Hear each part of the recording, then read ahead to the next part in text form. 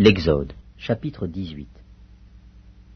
Jéthro, sacrificateur de Madian, beau-père de Moïse, apprit tout ce que Dieu avait fait en faveur de Moïse et d'Israël, son peuple. Il apprit que l'Éternel avait fait sortir Israël d'Égypte. Jéthro, beau-père de Moïse, prit Séphora, femme de Moïse, qui avait été renvoyée.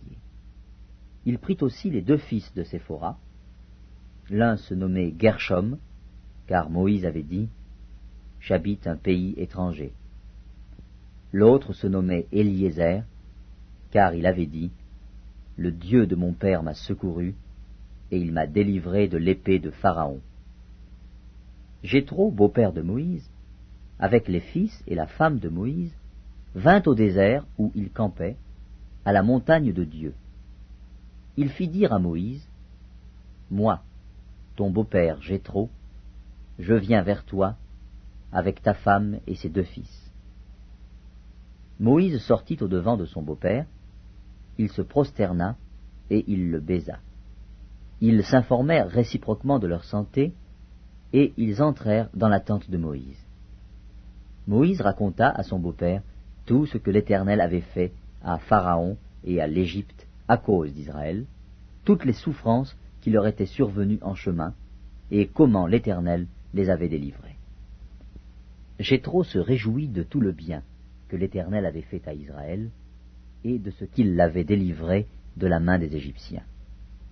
Et Jéthro dit, « Béni soit l'Éternel, qui vous a délivré de la main des Égyptiens et de la main de Pharaon, qui a délivré le peuple de la main des Égyptiens. Je reconnais maintenant que l'Éternel est plus grand que tous les dieux, car la méchanceté des Égyptiens est retombée sur eux. » Jéthro, beau-père de Moïse, offrit à Dieu un holocauste et des sacrifices. Aaron et tous les anciens d'Israël vinrent participer au repas avec le beau-père de Moïse, en présence de Dieu. Le lendemain, Moïse s'assit pour juger le peuple, et le peuple se tint devant lui, depuis le matin jusqu'au soir. Le beau-père de Moïse vit tout ce qu'il faisait pour le peuple, et il dit, « Que fais-tu là avec ce peuple? Pourquoi sièges-tu seul, et tout le peuple se tient-il devant toi, depuis le matin jusqu'au soir ?»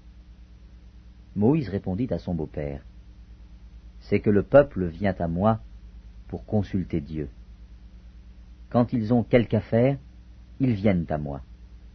Je prononce entre eux, et je fais connaître les ordonnances de Dieu et ses lois. » Le beau-père de Moïse lui dit, « Ce que tu fais n'est pas bien. Tu t'épuiseras toi-même, et tu épuiseras ce peuple qui est avec toi, car la chose est au-dessus de tes forces. Tu ne pourras pas y suffire seul. Maintenant écoute ma voix. Je vais te donner un conseil, et que Dieu soit avec toi. Sois l'interprète du peuple auprès de Dieu, et porte les affaires devant Dieu. Enseigne-leur les ordonnances et les lois, et fais-leur connaître le chemin qu'ils doivent suivre et ce qu'ils doivent faire. Choisis parmi tout le peuple des hommes capables, craignant Dieu, des hommes intègres, ennemis de la cupidité. Établis-les sur eux comme chefs de 1000, chefs de 100, chefs de 50 et chefs de 10.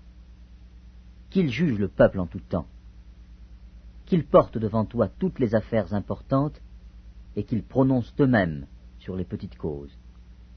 Allège ta charge et qu'ils la portent avec toi. Si tu fais cela et que Dieu te donne des ordres, tu pourras y suffire, et tout ce peuple parviendra heureusement à sa destination. » Moïse écouta la voix de son beau-père et fit tout ce qu'il avait dit. Moïse choisit des hommes capables parmi tout Israël, et il les établit chefs du peuple, chefs de 1000, chefs de 100, chefs de 50 et chefs de 10. Ils jugeaient le peuple en tout temps, ils portaient devant Moïse les affaires difficiles, et ils prononçaient eux-mêmes sur toutes les petites causes. Moïse laissa partir son beau-père, et Jéthro s'en alla dans son pays.